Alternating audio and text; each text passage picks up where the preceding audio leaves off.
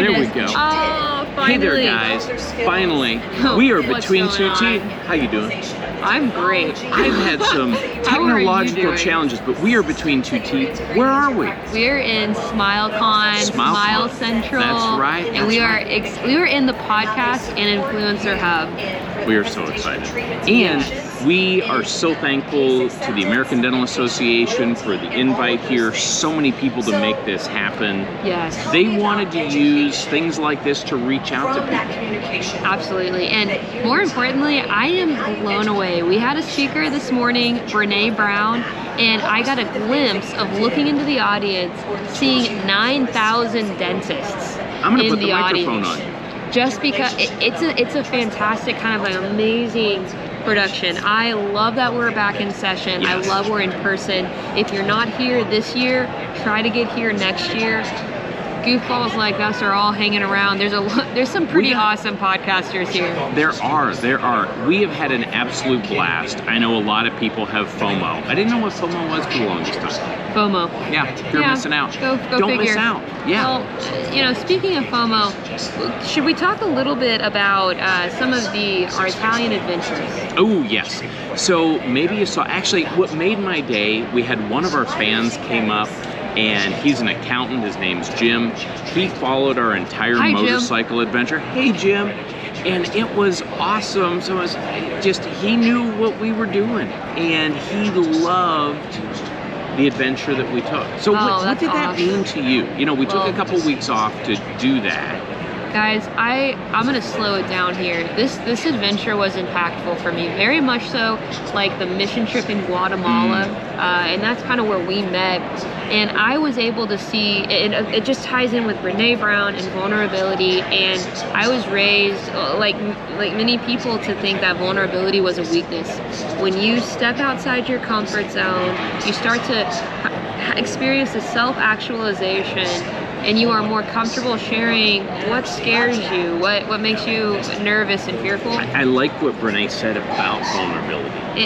And it gets you to a place where, you can go on these trips. And you can not only go on these trips, you can use platforms like Between Two Teeth and others to communicate where you're at, and hopefully it connects with people, and we can discover different things about our viewers and ourselves, and ultimately inspire.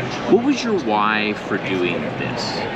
For doing this, the what podcast, is this? Between the Two podcast. Teeth, yeah. My why is when I saw the impact of, in our office we have a blue couch, in our study club, and this is in part congrats to you and a kudos to you, is that even before I was there, you had created an environment of a safe space. And you may not have called it a safe space, but that's what it was. And it was a place where practitioners who are isolated, by the way, can come to the blue couch in your office and just kind of share what the heck's going on. One of the things Brene Brown said today was that as dentists, as practitioners, we need each other more than our patients need us, and that is impactful because our patients need us a lot, which plays to how much we need each other. And if we can share, Brene was saying, we are a dentists are going to know the shorthand. I can say, man, my day, this is what happened, a machine didn't work, whatever, a filling didn't go the way I want. We need each other. And people understand. So that was my why for doing this podcast. I wanted to bring the blue couch. I wanted to bring connection and put it on a platform just like this.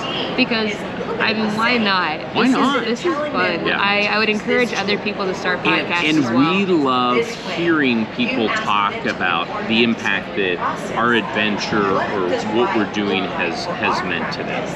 Yeah. And that's what we're in it for, is just sharing stories. We're a little bit off. We're a little bit goofy. We're a little bit low tech.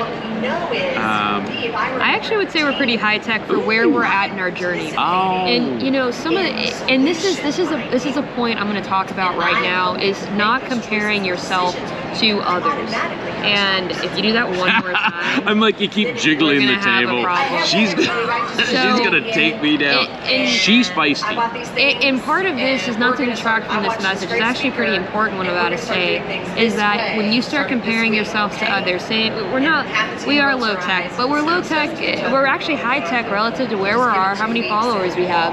I mean, we've got a GoPro Hero 10. That's awesome. I love it. And it worked great on your motorcycle. It worked great on the motorcycle. And so my point is, if you go through life comparing yourself to others, you're never going to achieve everything you're capable of because you are distracted by what somebody else has and what you do not have.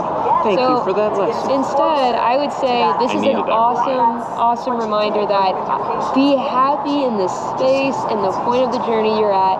Don't choose destinations, choose journeys. And be okay with where you are. Yes. You're good at that. I think you're better at that than I am. I saw this on the back of a napkin. Not all who wander are lost. Oh. Or maybe it was a t-shirt. You know, it's not kind of mine, like somebody I else's. think that's like a famous quote. Oh yeah, absolutely. I think I just literally saw that quote a couple days ago. I love it because I feel lost and found all the time. And it's great. I once was lost. I was petrified. Is that the same song? I don't know. We're singing two different songs. Two different songs, but that's the way it goes. What I love and what I want to also talk about is our. I think I have always chosen a destination. But I would encourage people to choose a journey. And this is what I've been really trying to push the message for the last week that I've ruminate is a bad word, but I've almost ruminated on. Shout out Gabby Dizon. I want to start picking journeys. And so if you are, whether you're in your 30s, 40s, 50s, wherever you're at in your life, stop choosing destinations and start choosing journeys because the destination is not guaranteed. And that's okay. That's perfect, actually. Good. That gives spice to life. That gives some unknown variable. Nothing is guaranteed. Nothing's guaranteed. Nothing's guaranteed. And the reason it's so tough to figure oneself out, where you're going, why it's so tough to figure all this stuff out is because we're picking destinations and we're like, oh, I want to do this, or I want to have this piece of tech equipment, or whatever. Instead, pick a journey. We chose this journey of being on YouTube, having video. A lot of other people here are just doing sound, and that's okay. That's awesome. And I love being video YouTubers, and I love the journey. It'd be easier if we just did sound. Oh, we wouldn't love it. We would still get the satin jackets, though. We are absolutely visual people, and if we do not have the video component, we can't do this. Okay. We are not meant to be podcasters. We are YouTubers. We're YouTubers. Yes. I had someone tell me they got a kick out of seeing you at SmileCon, and they looked up your information. It's like YouTuber, motorcyclist, hockey player. It's an interesting adventure, and enjoy the adventure. You don't know how the journey is going to go. You don't know how it's going to turn out. I want to go forward in life. You mentioned a book you're reading right now. I've also started to read it. What is it? Dying with Zero? Dying with Zero. Yes, and I know it's kind of a tricky title. If you're a 30-year-old, you're like, why are you reading a book about death? Yeah. But here's the trick. It does sound a little... Here's the trick. If you're getting into, there's a Franciscan monk, Catholic priest, Richard Rohr. Richard Rohr, talking about the first half of life, second half of life, and what we want to focus on is it's okay to use the resources you have in life. Use your time, spend it wisely. It's okay not to just survive. Figure out ways to thrive. And Richard Rohr, I love one of his books, Falling Upward. In that book, he says it's almost necessary. Necessary. That's how we say it in Canada. It's almost necessary to fail in that first half of life. Yes. Before you can pivot, you obviously want to learn from that failure. What is this trying to teach me? But it sets you up for a second half, a better half, a different half that, quite frankly, you've changed because you failed. Yes. Totally get it. And failure, it's an important question. How about that?